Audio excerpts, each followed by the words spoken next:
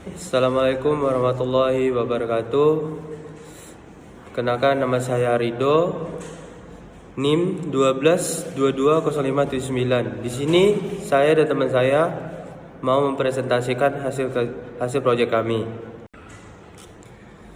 yaitu tentang perancangan basis data. Di mana di sini ada konsep logis database. Yang pertama, database. Apa itu database? Database adalah himpunan kelompok data atau kumpulan dan yang saling berhubungan secara logis, dan deskripsinya yang disimpan secara bersamaan sedemikian rupa dan dirancang untuk memenuhi kebutuhan informasi organisasi. Perkenalkan, saya Muhammad Ilham Webni. Saya akan menjelaskan tentang Entity Relationship Diagram ERD.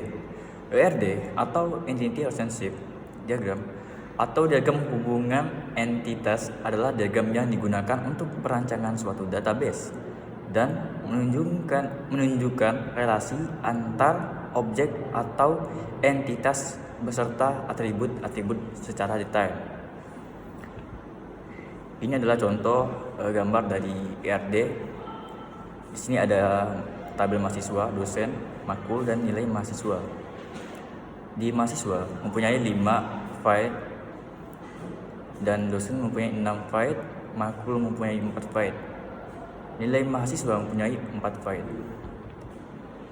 Dan tabel mahasiswa itu bersifat one to many.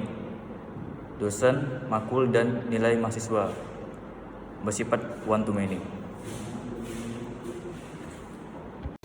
Selanjutnya adalah Logical Relation Structure atau LRS. Apa itu LRS? LRS adalah sebuah model sistem yang digambarkan dengan sebuah diagram ER.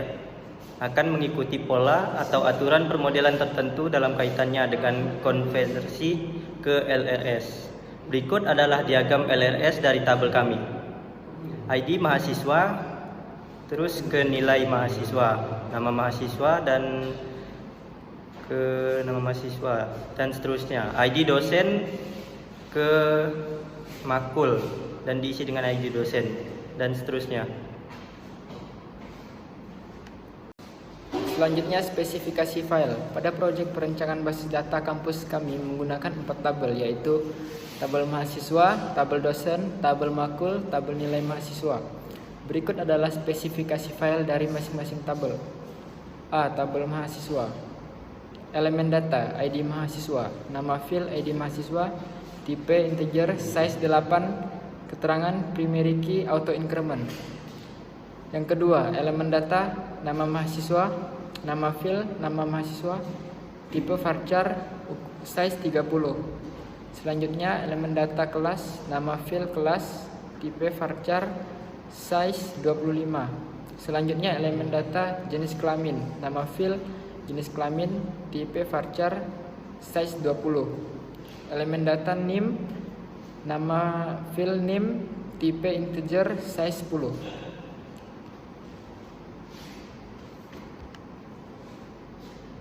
Selanjutnya B. Tabel dosen. Elemen data ID dosen, nama file ID dosen, tipe integer, size 4, keterangan primary key auto increment. NIP, elemen data NIP, nama file NIP, tipe data integer, size 8. Elemen data nama dosen, nama file, nama dosen, tipe data varchar, size 30. Selanjutnya, elemen data jenis kelamin, nama file, jenis kelamin, tipe varchar, dan size 10.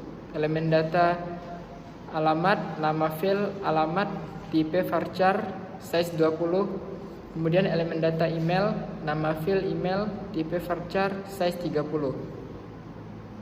Selanjutnya, tabel makul. Elemen data ID makul, nama file ID makul, tipe integer, size 4, keterangan primary key auto increment. Elemen data selanjutnya ID dosen, nama file ID dosen, tipe integer, size 4. Kemudian 4, nama dosen, nama file, nama dosen, tipe char, size 20. Kemudian elemen data NIP, nama file NIP tipe integer size 8. Selanjutnya alamat, nama file alamat tipe varchar ukuran 30 atau size. Kemudian yang terakhir tabel nilai mahasiswa. Elemen data NIS, nama file NIS tipe integer size 4, keterangannya kosong. Kemudian elemen data nama mahasiswa, nama file nama mahasiswa tipe varchar 50. Berikutnya elemen data nilai, nama file nilai tipe integer 3. Berikutnya ID makul, nama file ID makul tipe integer size 4. Dan terakhir elemen data kelas, nama file kelas tipe varchar size 5. Oke, untuk selanjutnya yaitu penggunaan perintah SQL. Yang pertama, masuk ke dalam MariaDB menggunakan user root. Terus selanjutnya yang kedua, buat database dengan nama DB Campus, yaitu kita menggunakan perintah dengan create database db_campus. Kemudian aktifkan database DB Campus, yaitu kita menggunakan perintah use db_campus. Kemudian buat tabel dengan ketentuan seperti pada tabel di atas. Seperti pada tabel spesifikasi di atas. Yang pertama kita membuat tabel mahasiswa, yaitu menggunakan perintah create table mahasiswa dengan ID mahasiswa sebagai primary key auto increment. Selanjutnya name, kemudian nama MHS, ID mahasiswa dengan tipe integer dengan size 8, name dengan tipe integer dengan size 10, kemudian nama mahasiswa dengan tipe varchar dengan size 30, kelas dengan tipe varchar size 25, jenis kelamin varchar 20, primary key ID mahasiswa. Selanjutnya tabel dosen. Menggunakan perintah yang sama seperti pada tabel mahasiswa, yaitu create tabel dosen. Kemudian buat ID dosen menjadi primary key auto increment dengan tipe data integer dengan size 4. Kemudian ada NIP dengan tipe data integer size 8. Kemudian nama dosen dengan varchar 30, kemudian jenis kelamin varchar 10, kemudian alamat dengan varchar 20 dan email dengan varchar 35. Kemudian kita membuat tabel makul. Menggunakan perintah create table makul dengan ID makul sebagai primary key auto increment. Kemudian dengan tipe data integer size 4 dan ID dosen dengan tipe data integer size 4, mata kuliah char 20, NIP integer 8 dan primary key ID makul.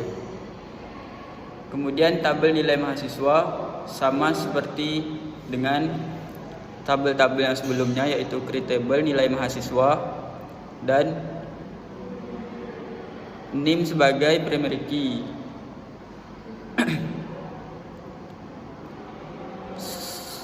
Setelah itu semuanya sama seperti tabel-tabel yang sebelumnya.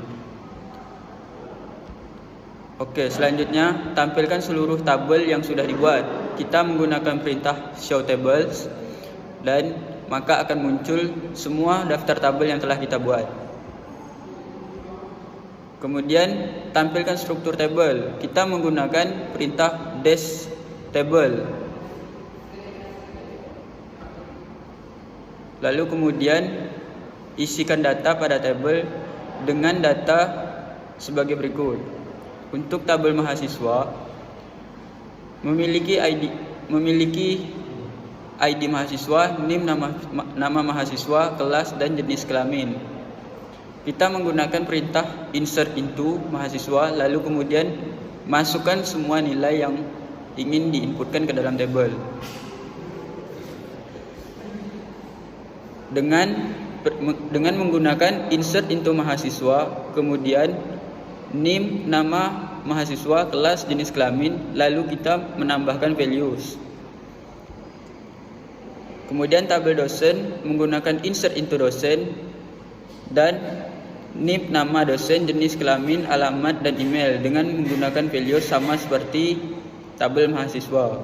Lalu inputkan data yang ingin dimasukkan ke dalam tabel. Kemudian tabel makul. Menggunakan perintah insert into makul juga dan memanggil field dengan ID dosen, makul dan name. Kemudian values dan masukkan semua yang ingin diinputkan ke dalam tabel. Tabel nilai mahasiswa, insert into nilai mahasiswa sama seperti tabel-tabel sebelumnya, yaitu values dan masukkan data-data yang ingin dimasukkan ke dalam tabel. Kemudian nomor 8, tampilkan seluruh isi record pada masing-masing tabel, yaitu menggunakan select bintang from mahasiswa. Kemudian untuk nomor 9, ubah size pada field nama dosen pada tabel dosen menjadi size 40. Kita menggunakan perintah alter table dosen dengan modify nama dosen varchar 45. Kemudian tampilkan isi record tabel mahasiswa dengan mahasiswa bernama Rido.